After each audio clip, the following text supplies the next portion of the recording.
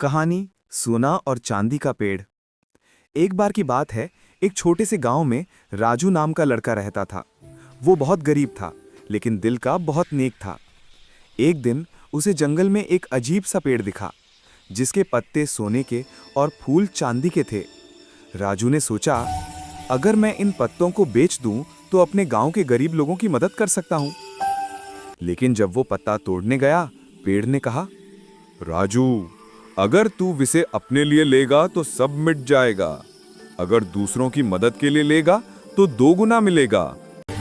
राजू ने सोचा और कहा, मैं ये सोना गांव के स्कूल और अनाथ बच्चों के लिए लूंगा।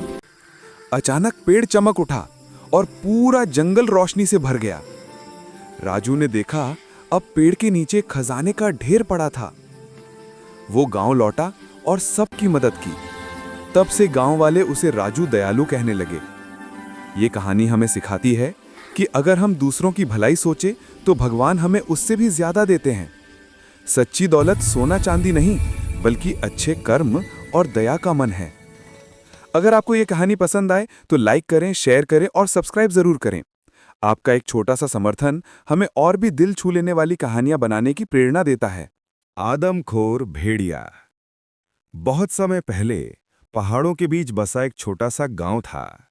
ये गांव दिन में तो बहुत शांत रहता था, पर रात होते ही वहां एक अजीब सन्नाटा छा जाता था।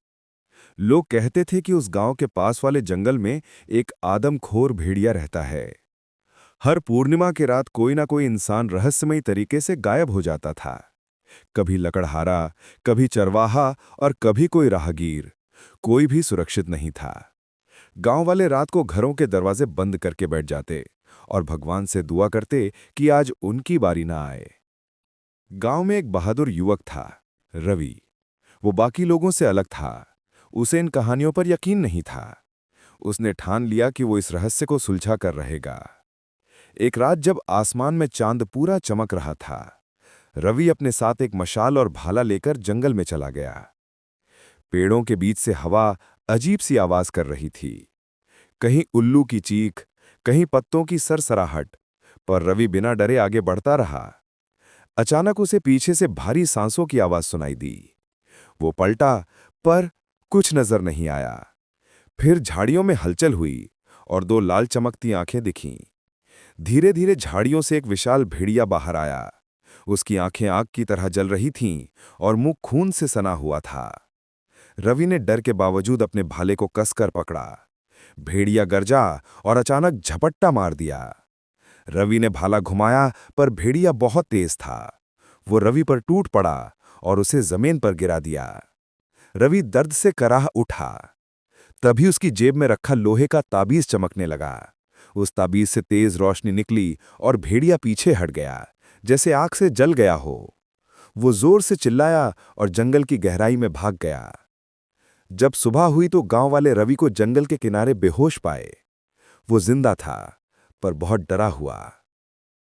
उस दिन के बाद गांव में तभी कोई गायब नहीं हुआ। लोग मानते हैं कि वो आदमखोर भेड़िया उस ताबीज की रोशनी में जलकर खत्म हो गया। लेकिन कुछ बूढ़े गांव वाले आज भी कहते हैं, हर पूर्णिमा की रात जंगल के उस हिस्से से अब भी भारी सांसों की आवाज आती है, जैसे कोई छाया अभी भी वहां जिंदा हो। अगर आपको ये डरावनी कहानी पसंद आई हो तो वीडियो को लाइक करें, चैनल को सब्सक्राइब करें और घंटी का बटन दबाना ना भूलें, ताकि अगली डरावनी कहानी सबसे पहले आपको मिले। कई साल बीत चुके थे। वो तारा जो आसमान में चमकता था, अब बच्चों के लिए आर्या तारा कहलाने लगा था। लोग कहते थे कि जिस दिल में सच्चाई और दया हो, वहां आर्या तारा की रोशनी जरूर पहुंचती है। एक रात वही बच्चा, जो अब बड़ा हो चुका था, एक छोटे गांव में बीमार बच्चों की मदद करता था। वो हमेशा आसमान की ओर देखकर कहता, अगर तुम सच में सुन रही हो आर्या, मुझे फिर तुम्हारी जरूरत है। तभी आसमान से एक गिरता हुआ तारा दिखा। वो धीरे धीरे धरती पर उतरा और उसके भीतर से निकली एक नन्ही चमकदार परी। वो आर्या थी, लेकिन पहले से अलग। अब उसके पंख पहले जैसे नहीं थे, बल्कि चांद की रोशनी से बने नए पारदर्शी पंख उसके पीछे चमक रहे थे। वो मुस्कुराई और बोली, मैं कभी गई ही नहीं थी, मैं बस इंतजार कर रही थी जब तुम्हें मेरी सच्ची जरूरत होगी। वो अपने साथ एक नया मिशन लेकर आई थी, पृथ्वी पर खोई हुई अच्छाई को फिर से जगाना। आर्या अब गांव-गांव घूमती, जहां लोग दुख में थे वहां अपनी जादुई रोशनी से आशा जगाती। लेकिन एक दिन उसे महसूस हुआ कि काला जादूगर की आत्मा अब भी जिंदा है। वो किसी बच्चे के डर में छिपा है। आर्या ने उस डर का पीछा किया और पाया कि वो बच्चा अब अंधकार से ग्रस्त हो चुका था। उसके अंदर नफरत, गुस्सा और दर्द था। आर्या उसके पास गई, उसके माथे पर हाथ रखा और बोली, अंधकार को मिटाने का एक ही रास्ता है, प्यार। धीरे धीरे वो बच्चा रो पड़ा और उसी पल आर्या की रोशनी चारों ओर फैल गई। काला साया मिट गया। लेकिन इस बार आर्या ने गायब नहीं हुई। उसकी रोशनी धरती के हर कोने में बस गई। अब हर जगह जहां कोई अच्छा काम करता, वहां हल्की सी चमक दिखाई देती। लोग कहते, देखो, बेबस परी फिर मुस्कुरा रही है। सीख, सच्ची शक्ति कभी खत्म नहीं होती, वो बस एक रूप से दूसरे रूप में बदल जाती है। अगर आपको कहानी पसंद आई हो तो लाइक, शेयर और सब्सक्राइब जरूर करें। एक दिन बादशाह अकबर अपने दरबार में बैठे थे और बीरबल से बोले, बीरबल, क्या तुम मुझे बता सकते हो कि इस दुनिया में सबसे बड़ा झूठ क्या है?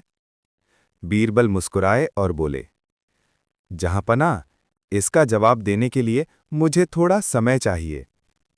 अकबर ने कहा, ठीक है, तुम्हें 3 दिन का समय दिया जाता है। बीरबल घर गए और 3 दिन तक सोचते रहे। तीसरे दिन वे दरबार पहुंचे और बोले, जहांपना, मैंने सबसे बड़ा झूठ ढूंढ लिया है। अकबर ने उत्सुकता से पूछा, तो बताओ बीरबल, वो क्या है? बीरबल बोले, जहांपना, सबसे बड़ा झूठ है, मैं कभी झूठ नहीं बोलता।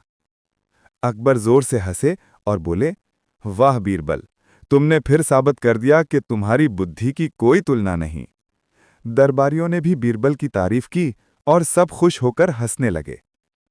अगर आपको ये कहानी पसंद आई हो तो वीडियो को लाइक करें, अपने दोस्तों के साथ शेयर करें और ऐसे ही मज़ेदार कहानियां देखने के लिए चैनल को सब्सक्राइब करना ना भूलें। परी बनी पत्थर की मूर्ति, भाग 2, आर्या की वापसी। बहुत साल बीत चुके थे। जिस जंगल में कभी दयालु परी आर्या रहती थी, वहां अब उसकी पत्थर की मूर्ति खड़ी थी, जिस पर बेले, काई और फूल उगाए थे। कभी कभी सूरज की किरणें उस पर गिरती तो लगता जैसे पत्थर मुस्कुरा उठा हो। जंगल के पास ही एक छोटी सी बस्ती थी। वहीं रहती थी एक सीधी सादी लड़की, मीरा। हर दिन वो जंगल में लकड़ियां बटोरने आती और उस मूर्ति के पास थोड़ी देर बैठ जाती। वो नहीं जानती थी कि ये कोई साधारण मूर्ति नहीं, बल्कि एक ऐसी परी की थी जिसने अपनी दया के कारण पत्थर का रूप ले लिया था। एक दिन जब मीरा वहां पहुंची तो उसने देखा कि मूर्ति की आंखों में हल्की सी सुनहरी चमक आ रही है। वो डर गई, पर जिज्ञासा से पास चली गई। तभी आसमान में बादल गरजे और हवा में एक अजीब सी चमक फैल गई। और फिर एक मधुर आवाज आई, डरो मत मीरा, मैं आर्या हूँ। मीरा चारों ओर देखने लगी तो उसे मूर्ति के पास एक चमकता हुआ उजाला दिखा और उसमें वही परी खड़ी थी, आर्या की आत्मा। उसकी आंखों में करुणा थी, पर चेहरा उदास। आर्या ने कहा, मीरा, मेरा शरीर अभी भी पत्थर में कैद है। मुझे मुक्त करने के लिए किसी को सच्चा निस्वार्थ कार्य करना होगा। मीरा ने सिर झुका लिया। वो नहीं जानती थी कि उसे क्या करना चाहिए, पर उसने मन ही मन वादा किया, अगर मैं किसी की मदद कर सकूं तो जरूर करूंगी। अगले ही दिन बस्ती में भयानक आग लग गई। लोग चीखने लगे, बच्चे फंस गए और सब अपनी जान बचाने लगे। मीरा ने बिना कुछ सोचे उस आग में छलांग लगा दी। वो एक एक बच्चे को बचाकर बाहर लाने लगी। उसके हाथ जल रहे थे, लेकिन उसका दिल निडर था।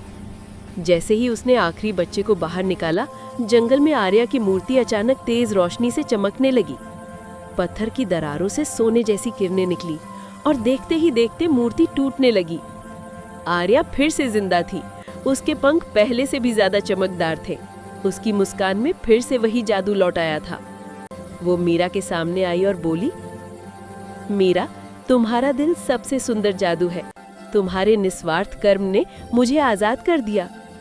आर्या ने अपनी छड़ी से बस्ती के जले हुए घरों को फिर से नया कर दिया। पेड़ों में हरे पत्ते लौट आए और हवा फिर से मीठी हो गई। अब जब भी कोई अच्छा काम करता है, जंगल में एक हल्की सी सुनहरी रोशनी दिखाई देती है। लोग कहते हैं वो आर्या की मुस्कान है जो आज भी हर दयालु दिल में बसती है। संदेश: सच्ची भलाई कभी व्यर्थ नहीं जाती। जब तक किसी के दिल में दया और प्रेम है, तब तक जादू और परी दोनों जिंदा हैं। अगर कहानी अच्छी लगी तो लाइक करें। नई कहानियों के लिए सब्सक्राइब करें। आपका एक लाइक हमें और जादू रचने की ताकत देता है।